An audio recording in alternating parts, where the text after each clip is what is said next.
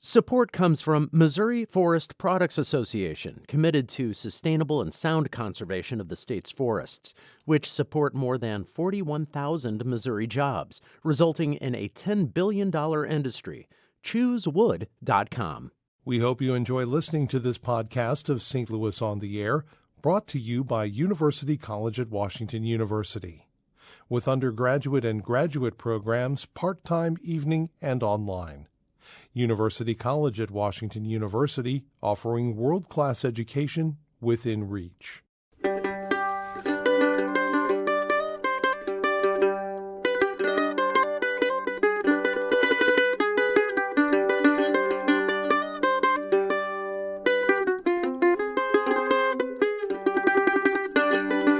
Taste of what's to come in this segment. This Sunday, the first St. Louis Jewish Arts and Culture Festival will be taking place on the Washington University campus. It will feature a wide variety of events from music to food to visual art displays. Joining me in studio to talk about it are Rabbi Brad Horowitz. He's the Director of Jewish Engagement and Adult Programs at the Jewish Community Center, which is co-sponsoring the event with the Jewish Federation. Rachel Zolotov is a designer of unique jewelry. Her work will be on display. Will Soul is a St. Louis Jewish folk musician. He will play at the festival, and he has been playing for us. I welcome you all. Thanks so much for being with us in the studio. Thanks for having us. Rabbi Brad, let me say, why has it taken so long to bring a festival like this to St. Louis when it has had such a vibrant Jewish community for so long? That's an excellent question, and I have had that same question for lots of years, and we're just so excited that we finally are here. It's, we've always done a lot of things individually among all the different institutions here in the Jewish community, and we're really excited to be able to come together to put this on for everybody. Well, it's called Sababa, if I've pronounced it correctly. What does that mean? So Sababa is a Hebrew word, which means, like, it's a slang word, cool or awesome. So it's, it's kind of a hip vibe. We want this festival to be something that's really current and contemporary and focusing on Jewish life. Give me a little bit more of an overview of the kinds of things that will be going on. Yeah, so there's there are four main components to our festival. The obviously the music, which you just heard Will play, which was amazing. We have four different performances. Will and the Younger Elders of Zion is the first act, and then we have Nefesh Mountain, which is a bluegrass type music. Jewish bluegrass, is that what we're talking about? Jewish bluegrass. All of our musicians have played Jewish music, but they're influenced by outside music as well. Then we have the Maccabeats, which is a famous Jewish a cappella group. Maccabeats. All right, got it. Exactly. And then we have Zusha, which is a sort of a soulful folk act, and they're coming from Brooklyn, New York. So it's a great line of music, and then we have over 25 artists, and these artists were all juried. All the artists have some connection to the Jewish community. We have, some of them do Judaica, but others just do general art, all sorts of different mediums. It's going to be a full program. It's most of the day on Sunday, right? Yeah, it's from 11 to 6, and we have food as well, and it's going to be amazing. I'm going to talk to Rachel for a moment. I wish we were on television because she's brought some of her jewelry, and it's very, very attractive, Rachel. Unfortunately, no one can see it, but they can see it on Sunday. What makes your jewelry special? I think that it is a collection of vintage and antique pieces combined with my hand weaving, and that's what makes it unique because nobody else does anything like I do. So each piece that I make is one of a kind, and I think that's what makes it special. Well, how long have you been into this? I have been in the jewelry business for over 10 years now, and I've been designing my collection for about 8 years. The intricate weaving is most attractive indeed. What is it you're weaving? Anything special about that, or would it be common components for jewelry? They are all natural gemstones. I use typically pearls. I use other stones like black onyx or garnets, turquoise, but all natural. Typical, Rabbi, of the kinds of people you're going to be having on display there. Yeah, we're really fortunate that there's so many amazing Jewish artists here in St. Louis. Most of our artists are from the region. We have a few coming from out of town. But yeah, we had over 35 to 40, around 40 submissions, and we're about going to have 25. So it's really something that was juried and very high quality things like Rachel has. How long does it take to put something like this together? I mean, obviously, it's you've got an awful lot going on. Yeah, it's taken over a year to do this. The Federation of St. Louis, the Jewish Federation, together with the Jewish Community Center, we kind of came together to partner on this endeavor, and it takes a full year to do it. What exactly is the purpose of doing it? Is it doing it to help explain the Jewish community to the rest of the area, or just as kind of a get together for Jewish community members? Well, no, actually, it's not just for the Jewish community. The purpose of this is has many different layers.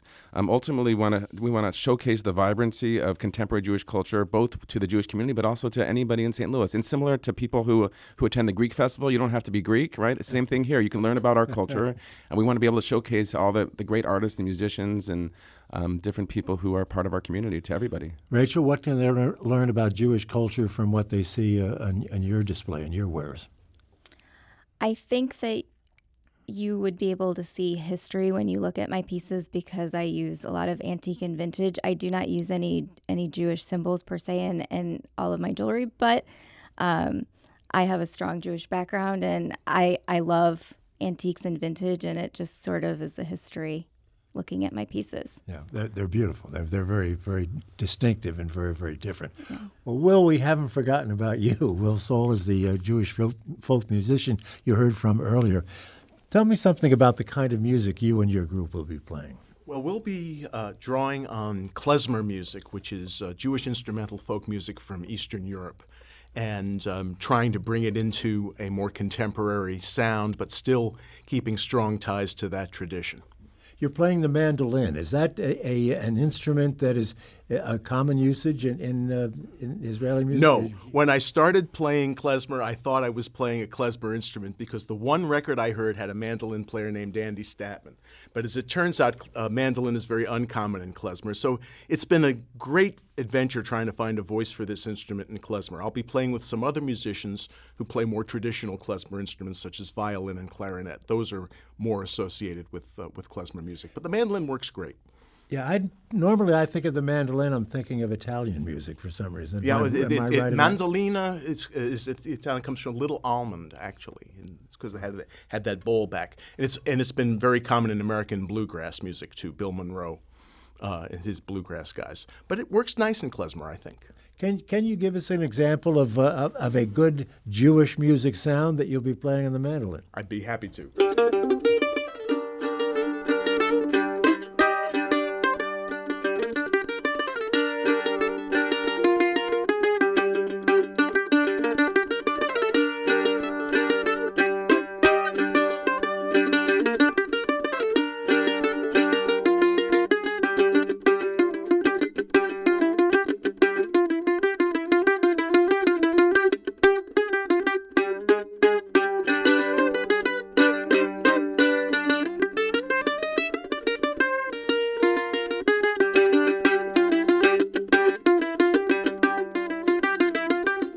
There we go, and that's beginning to sound a lot more like what I would expect to hear with the Jewish music sound. Yeah. That's terrific.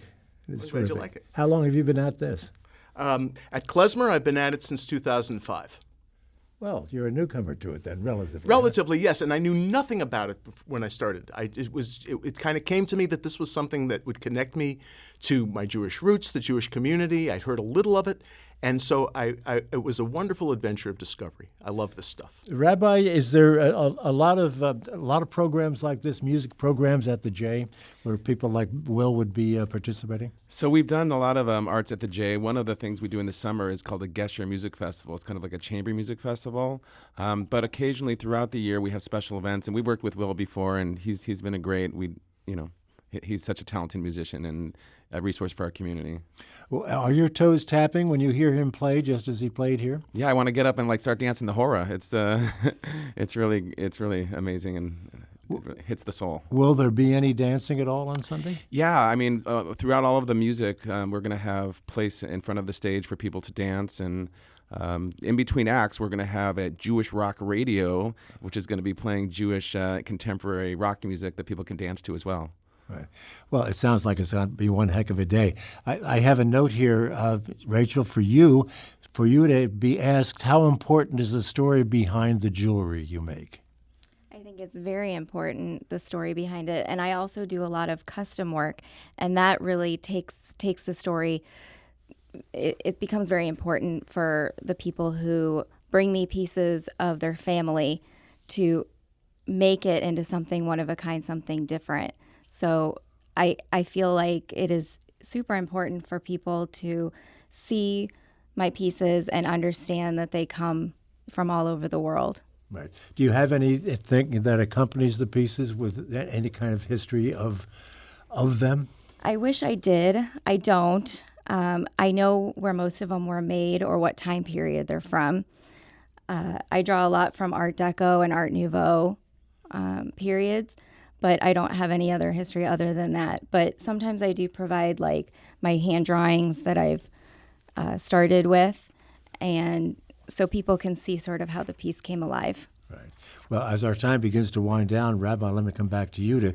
What can you tell folks about this event in case the weather is not terrific on Sunday? Yeah, so I mean the forecast, in St. Louis, you never know what you're going to get. Yeah. But we, all of our artists will be under a tent, as well as our stage. So, we're rain or shine. And I also want to mention that we're on the campus of Washington University on the parking lot in front of the Olin Business School, and we are providing free parking. So that's for people nice to know. And it's in an underground garage, so that also helps. And the entire event is free. Yeah, the entire event is free. The only thing that would cost is if you want to purchase some art or some food. Sure. Well, it sounds like a wonderful day, and I hope you have great weather and a good crowd, and I'll bet you do. Thank you so much. Thank you so much for being with us, Rabbi Brad Horwitz. He's with the Jewish Community Center. Rachel Zolotov will be selling some jewelry there at the event on Sunday. That's from 11 to 6 at WashU. And Will Soul, Jewish Arts and Culture Festival participant. Thank you so much for being with us and playing for us today. Let's go out on some of your music.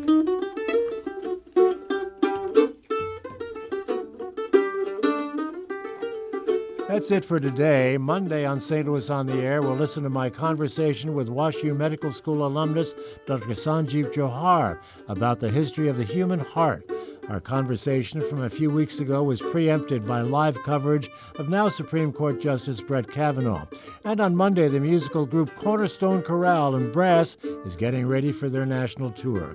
Podcast episodes of St. Louis on the Air available at stlpublicradio.org, or you can subscribe for free on Apple Podcasts, the new Google Podcast app, or anywhere else you get your podcast.